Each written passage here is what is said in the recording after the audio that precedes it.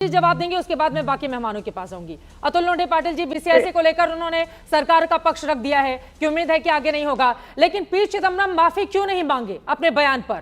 नहीं, मैं देश को बैकफुट पर डालने वाला ये बयान है। अतुल लोंढे पाटिल जी, देश को बैकफुट पर डालने वाला ये बयान है पी चिदम्बरम की ओर से जो बयान दिया गया। देखिए चित्रा जी, जयेश शाह आईसीसी के अध्यक्ष, बीसीसीआई के भी अध्यक्ष थे। गौतम गंभीर जो इनके सांसद रह चुके हैं, वो कोच भी है, आज वो सारा कुछ डिसाइड भी करते, पूरा कंट्रोल बीजेपी का है। उसके बावजूद जानते हुए भी ये बात हुई है, तो इसके ऊपर अभी वो बोलता हो नहीं रहा। हम समय आएगा, सही समय पे हम सही डिसीजन लेंगे। अरे तुमने डिसीजन ले लिया है, जयेश शाह बैठे हैं वहां पर, डिसीजन हो चुका है। और आज पार्लियामेंट में जो भी गोगोई जी ने भाषण दिया, ओपनिंग किया कांग्रेस की तरफ से, उन्होंने सवाल उठाए। देश स्वीकार नहीं करेगा ना, बीसीसीआई अपना फैसला लेता रहे, देश कैसे स्वीकार करेगा? हमारे 26 लोग मारे गए 3 महीने पहले, बिल्कुल उसी तरह से जैसे बीसीसीआई का ये फैसला देश स्वीकार नहीं करेगा, पी चिदम्बरम का इस तरह का बयान देश क्यों स्वीकार करे? उनको देश ने गृह मंत्री जैसा इतना बड़ा ओहदा दिया, पाकिस्तान वाली भाषा बोल रहे हैं पी चिदम्बरम। सुनिए ना, मेरी बात तो सुनिए। ये जो वहां के उप प्रधानमंत्री है, उन्होंने भी मेरे देश के प्रधानमंत्री को, सम्माननीय नरेंद्र मोदी जी को दुनिया का सबसे बड़ा टेररिस्ट कहा था। हमने निषेध किया था, बीजेपी ने आज तक उसका निषेध नहीं किया है। आज भी गौरव गोगोई जी ने कहा था कि हम ताकत से आपके साथ खड़े, आप क्यों नहीं बात करते? टीआरएफ पर, द रेजिस्टेंस फ्रंट पर जो उन्होंने बैन लगाया अमेरिका ने, वो तो बड़ा फुदक के कह रहे कि बैन लगा नहीं था। लेकिन जब 26 बार इस देश के आत्मसम्मान को घायल किया, उसके खिलाफ नहीं बोल पाए देश के प्रधानमंत्री नरेंद्र मोदी जी, नहीं दो टूक कह पाए। आज भी राजनाथ सिंह ने जो ओपनिंग किया, कह देते कि अमेरिका का कोई रोल नहीं था, हमारा द्विपक्षीय था। अरे बोला है तो है उन्होंने कि इसमें किसी और देश का कोई रोल नहीं था। नहीं, आज वो पी चिदम्बरम 26 बार बोले, 50 बार बोले वो अमेरिका के राष्ट्रपति, लेकिन हम उनके बयान को अपने देश का विदेश मंत्री, रक्षा मंत्री सदन के भीतर उन्होंने बोला है किसी और देश का कोई हस्तक्षेप नहीं था। नहीं, मैं कहता हूं ना आपको, जब पाकिस्तान को, इतना टेररिस्ट कंट्री है, उसको अपने बराबर खड़ा किया कि दोनों ग्रेट नेशंस है। जब पाकिस्तान को एंटी टेररिस्ट कमेटी का वाइस प्रेसिडेंट बनाया, जब पाकिस्तान को तालिबान सैंक्शन ठीक है, गौरव भाटिया जी इस पर जवाब देंगे, हर जगह बनाया। क्या जवाब दिया भारत ने? क्या जवाब दिया भारत ने? ये ट्रंप वाले मुद्दे पर लगातार आप लोग घिरते जा रहे हैं। गौरव भाटिया जी इस पर आप जवाब दे दीजिए, फिर मैं बाकी लोगों के पास जाऊंगा। तो बहुत अच्छा, देखो हमारी जीत हो गई। ठीक है, 26 बार देश का अपमान हुआ, देश के स्वाभिमान का आहत हुआ। गौरव भाटिया जी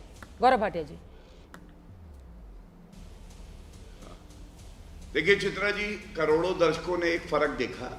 आपने मुझसे एक सवाल पूछा, मैंने बिल्कुल स्पष्टता से जवाब दिया कि ये भरोसा है हर नागरिक को, भारत सरकार पे हस्तक्षेप करेगी, मजबूती से करेगी, और जिस आतंकिस्तान से बात नहीं हो सकती उससे खेल भी नहीं हो सकता। ये मेरा जवाब था। कांग्रेस से हमने सवाल पूछे, हमने कहा पी चिदम्बरम पे कार्रवाई क्या, राहुल गांधी ने सरेंडर मोदी क्या कार्रवाई क्या, रणदीप सुरजेवाला ने होम ग्रोन टेररिज्म कहा, अजय राय ने राफेल का मजाक उड़ाया।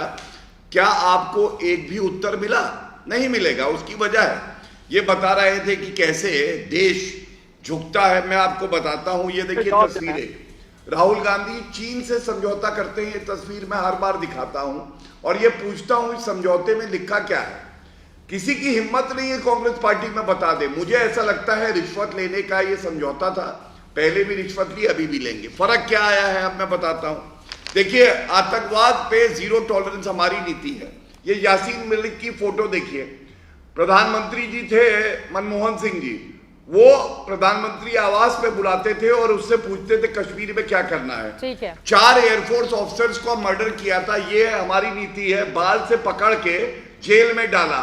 तो मैं इतना ही कहूंगा, कांग्रेस पार्टी आज सबसे कमजोर कड़ी है हमारे लोकतंत्र की, क्योंकि इनको चाहिए कि भारत कमजोर हो, और भारत आगे बढ़ रहा है मोदी जी के नेतृत्व में, और यही इनसे देखा नहीं जाता है। ठीक है, वो अटल बिहारी वाजपेयी की तस्वीरें दिखा रहे हैं कुछ लोगों के साथ में। आपके पास आऊंगी अभिषेक झा जी, अनवर पाशा जी बहुत देर से हैं, एक भी टिप्पणी नहीं हो पाई है। अभिषेक झा जी, एक तो ऑपरेशन महादेव जिसके जरिए बड़ी कामयाबी मिली है, मैं आऊंगी आपके पास। अतुल जी, एक बार बाकी लोगों की टिप्पणी ले लेती हूँ।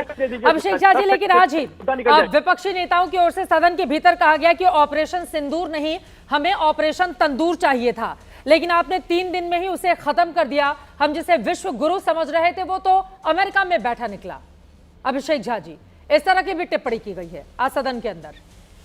हाँ, हमने भी देखा है, हमने भी और देश के लोगों ने देखा है चित्रा जी कि किस तरह देश में पहले जब आतंकवादी हमले होते थे, इस तरह की घटनाएं घटती थी, तो मनमोहन सिंह जी प्रधानमंत्री होते थे, कांग्रेस का शासन रहता था, यूपीए की सरकार होती थी, कितना मजबूत और बुलंद इकबाल इनका होता था। यहाँ तो हमारी सेना गोली का जवाब गोली से देना जानती है और पाकिस्तान के अंदर घुस कर मारती है।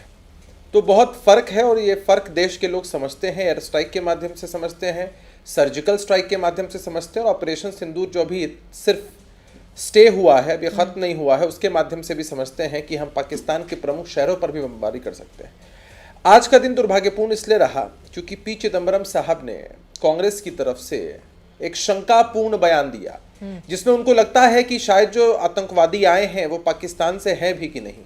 आप ज़रा सोचिए कि ऐसे मुद्दे पर देश में जब सब लोग कह रहे हैं कि राजनीति नहीं होनी चाहिए, हम लोगों ने भी कई बार कहा कि सत्ता में आज हो सकते हैं, कल नहीं होंगे, बिल्कुल, या सरकारें अपने हिसाब से बदलती रहेंगी, लेकिन ऐसे मुद्दे पर हम कैसे राजनीति कर सकते हैं? आप जरा ये समझिए कि ये प्रश्न खड़ा करना अपने आप में कांग्रेस पार्टी की घटिया और ओछी मानसिकता को दर्शाता है। हमें लगता है कि पूरे देश में कांग्रेस पार्टी की राजनीतिक रूप से आज खूब थू हुई है और कांग्रेस पार्टी का असली चेहरा उजागर हुआ है कि इनके लिए राजनीति ही सर्वोपरि है और जब देश की आत्मा और अस्मिता पर हमला होगा तब ये सवाल उठाएंगे कि जो आतंकी आए थे वो पाकिस्तान से थे कि नहीं थे।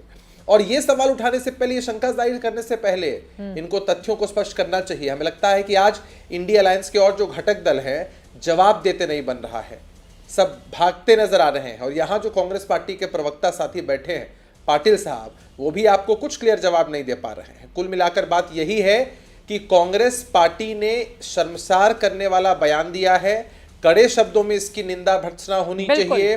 पूरे देश के लोगों की मांग है कि पी चिदम्बरम साहब को राजनीतिक रूप से माफी मांगनी ही चाहिए। ऑपरेशन सिंदूर की जब चर्चा होती है तो सेना के शौर्य पराक्रम की चर्चा होनी चाहिए, सेना के अदम्य साहस की चर्चा होनी चाहिए, जिन लोगों ने हमारे देशवासियों ने अपने प्राण गंवा दिए उनकी चर्चा होनी चाहिए, उनके पीड़ित परिवारजनों की चर्चा, उनके प्रति संवेदना व्यक्त होनी चाहिए थी। और कहाँ इस चर्चा को डाइवर्ट करके लोगों ने इस पॉलिटिकल रंग में इसको ढाल दिया और अपने और पी चिदम्बरम तो वो व्यक्ति हैं जिनके केंद्र में कद्दावर मंत्री रहते हुए मुंबई में आतंकवादियों ने हमला किया था, कसाब को उसके किए की सजा मिल, कद्दावर मंत्री थे वो, लेकिन हमने पाकिस्तान के भीतर घुसकर उसको कोई जवाब नहीं दिया था, उसको कोई जवाब नहीं दिया था। ये सही बात है। अनवर पाशा जी अब सीधे आपके पास आते हुए